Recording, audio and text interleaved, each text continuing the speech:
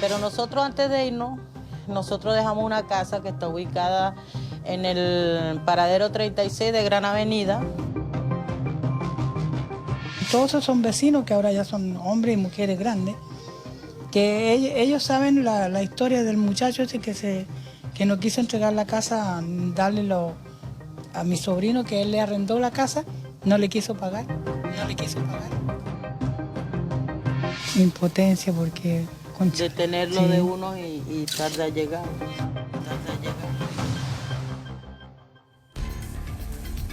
Estoy con Claudia Salazar, con su madre. Ellas se fueron en el año 78 a Venezuela porque su marido, su padre, se había ido el 76 para buscar nuevos horizontes. Los encontraron, pero lamentablemente su padre, su esposo, falleció. Volvieron a Chile y lo que dicen ahora es que, claro, ellos dejaron una propiedad, una casa que está siendo ocupada y que no han podido recuperar. Todos los detalles están en la siguiente nota.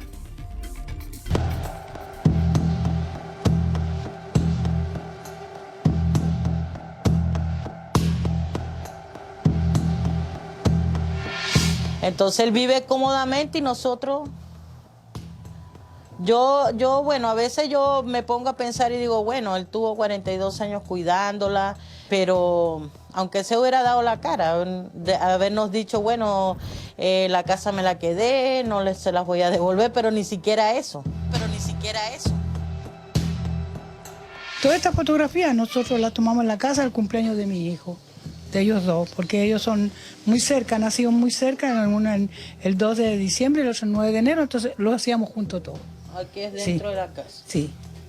Esta es la libreta de matrimonio de mi mamá, donde dice que se casaron el 13 de febrero de 1967, de que realmente son ciudadanos chilenos, que en ese entonces se casaron, inmediatamente se fueron a vivir a esta casa que hemos perdido.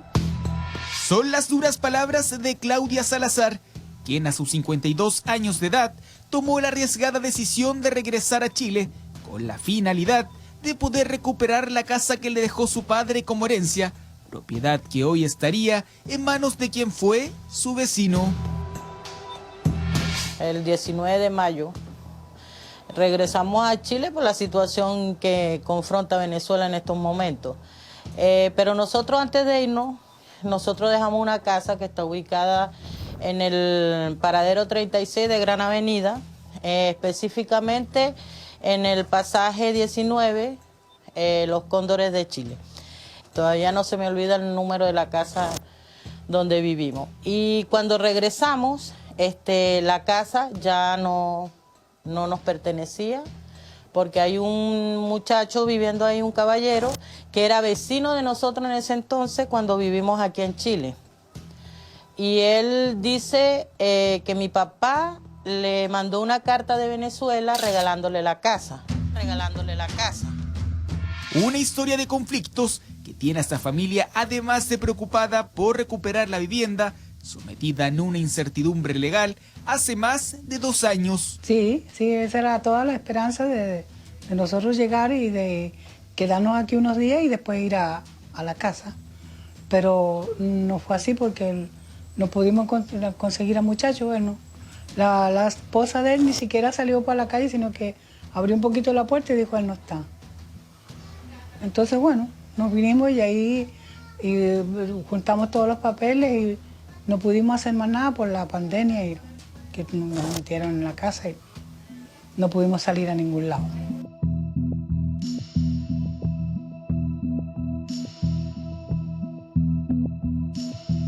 En este momento nosotros, como no tenemos los documentos que confirmen que la casa es de nosotros, solamente vecinos que en ese momento vivieron alrededor de nosotros que confirman que la casa es de nosotros, porque en el momento de irnos mi mamá se la deja a mi abuela.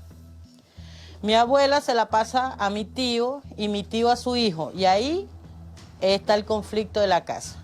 Mi primo dice que él se la alquiló y que cuando él fue la primera vez a cobrar, este señor le salió que le quería pegar y nunca le pagó nada. En ese entonces mi primo era menor de edad y mi primo no fue nunca más. Los proyectos familiares de Claudia estuvieron lejos de concretarse, ya que hace 2 años está viviendo de allegada debido a que no puede habitar la casa que en un momento perteneció a su padre, don Eduardo Alejandro Salazar Hidalgo.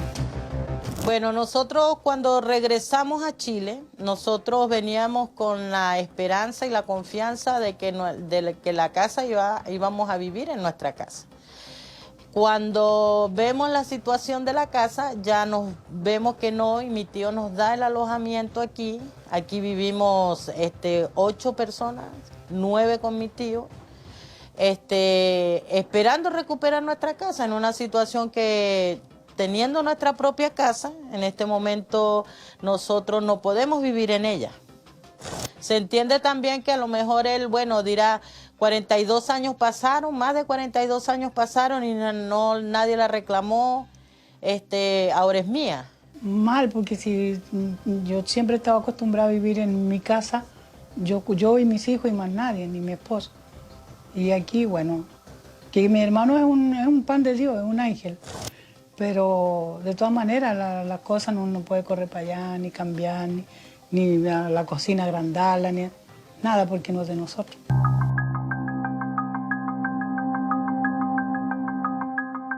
Todos esos son vecinos que ahora ya son hombres y mujeres grandes, que ellos saben la historia del muchacho ese que no quiso entregar la casa, darle a mi sobrino, que él le arrendó la casa, no le quiso pagar. Oiga, ¿y ese es el patio de la propiedad? Sí, el patio. Mire, ve. Ahí todo es el patio de la propiedad. Y hoy está totalmente cambiada. Todo cerrado, es una sola casa, no tiene patio para afuera, nada. Y mi esposo le había hecho una reja altísima de hierro y todas esas salieron, desaparecieron.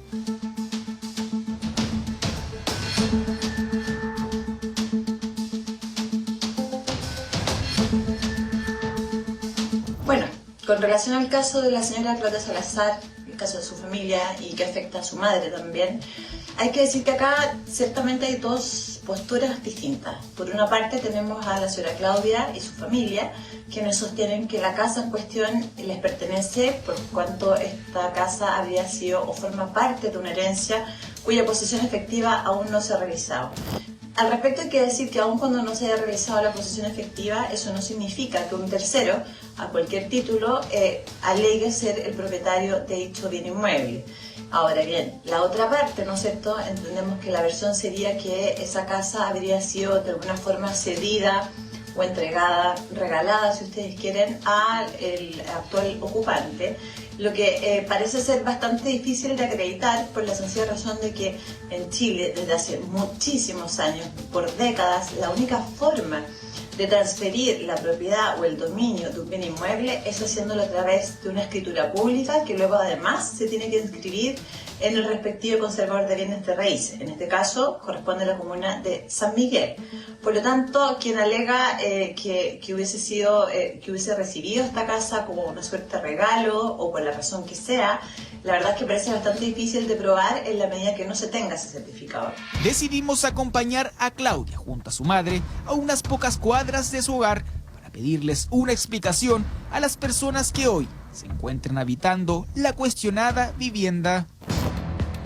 Esta es la propiedad, ¿verdad? Sí, esta es, yo la conozco, bueno, a ojos cerrados, que antes estaba edificado adentro, ¿no?, más atrás, y aquí afuera había una reja. Esta era una reja negra, una reja grande, sí. Y había un asiento con un palo de la línea del tren. Sí. Ajá, y unos girasoles. Y ahí había jardines, hasta de durazno chiquiticas que había. Sí. ¿Qué les pasa al verla hoy día y después de 40 años y no poder ingresar? Bueno, Imagínese, impotencia. Claro. Impotencia porque... De tenerlo de uno y tarde ha llegado. ¡Aló! No hay nadie.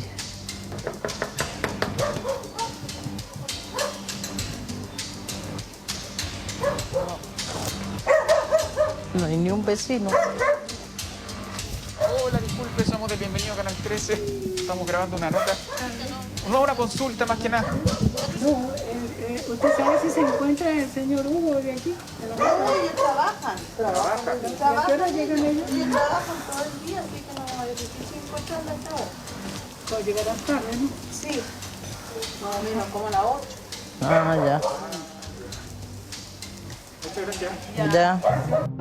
Quienes hoy están viviendo en la propiedad no quisieron referirse a la situación frente a nuestra cámara, pero nos explicaron que existe una carta que habría enviado Eduardo Salazar, padre de Claudia, desde Venezuela, documento en el que se confirmaba que les regalaba la propiedad, un hecho que ellos mismos reconocieron como extraño. Sin embargo, aseguran que todo está dentro del marco de la ley. ¿Qué le parece a usted esta respuesta de parte de las personas que están habitando hoy día la propiedad?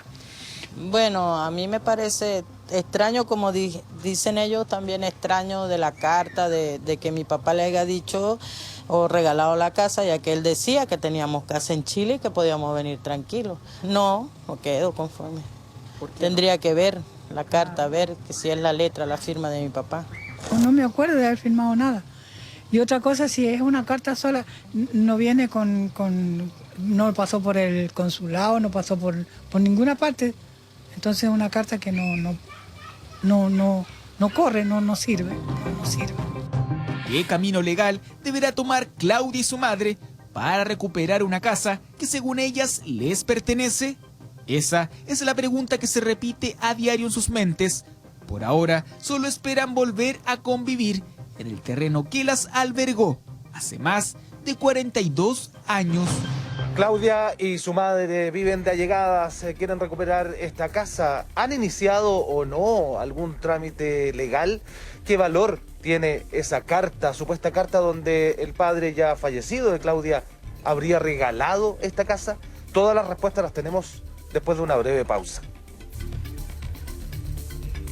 Claro, porque vivieron más de 40 años en Venezuela, se fueron el año 78, el padre se fue el año 76. Dejaron la casa, que está a mi espalda, a cargo de familiares, pero volvieron hace 2 años, querían recuperar su casa, pero hay alguien que está viviendo al interior que dice que el padre de Claudia, que ya falleció, se la habría regalado a través de una carta.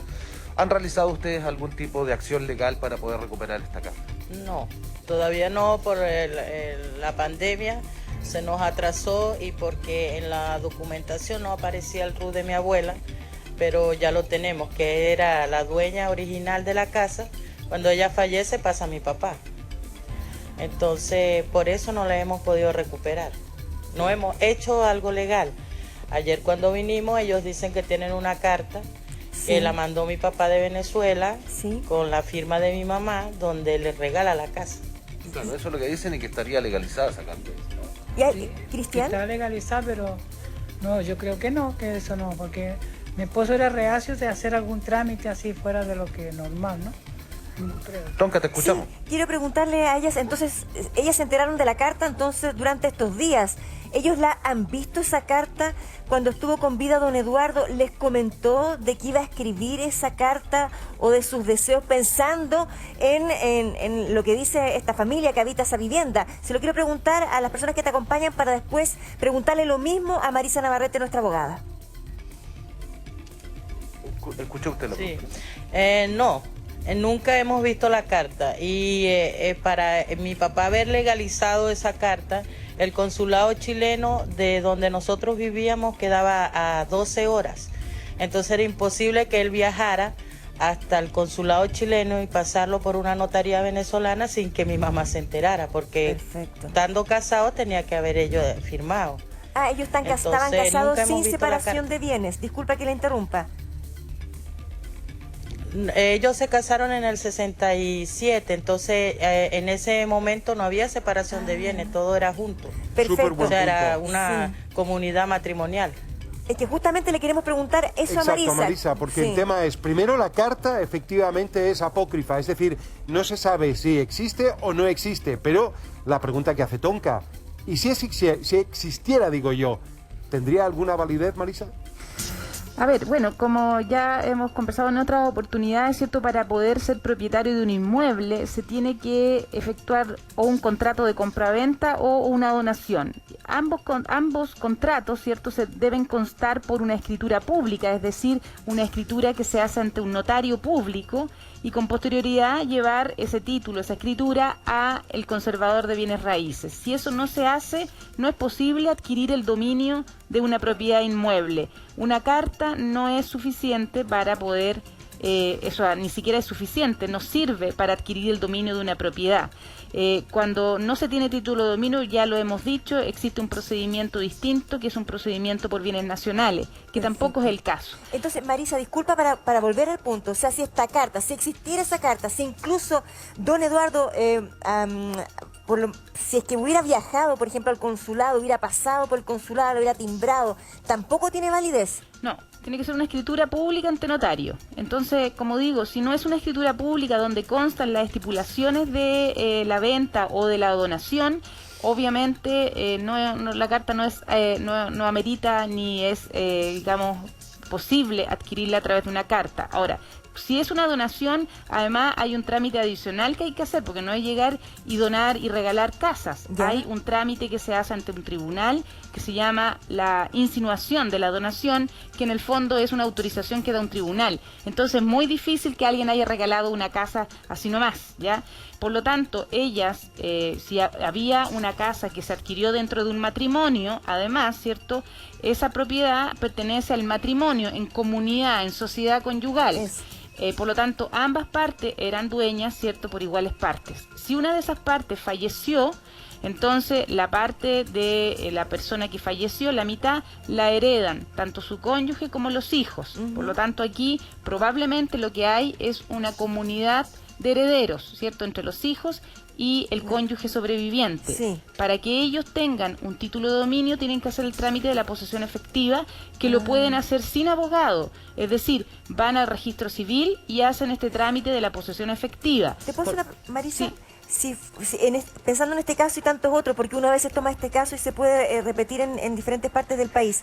En una sociedad conyugal, uno de los dos puede vender, ceder, regalar de manera unilateral, o tiene que contar siempre, sí o sí, con la aprobación de su esposo o esposa. Tiene que tener la autorización del cónyuge para cuando se vende, más aún cuando se dona, tiene que tener la autorización expresa de su cónyuge, si no es nula una compraventa si se hiciera por escritura pública. Claro, como digo. Pensando en el peor de los casos para la familia que nos acompaña, si es que hubiera sido el caso de don Eduardo, sí o sí necesitaba la autorización de su señora. Con lo cual vamos a una etapa próxima, que es la usurpación, porque si eso es así, entonces aquí estamos hablando, lo que Cristian está mostrando es usurpación, ¿o me equivoco? ¿Y cómo proceder? Claro. A ver, desde el punto de vista civil, lo que ellas tienen que hacer, como dije, es la posesión efectiva y con posterioridad iniciar un juicio para recuperar esa propiedad, que probablemente se llama como dato precario, es decir, que alguien está ocupando un inmueble, ¿cierto?, por mera tolerancia de lo que serían sus propietarios.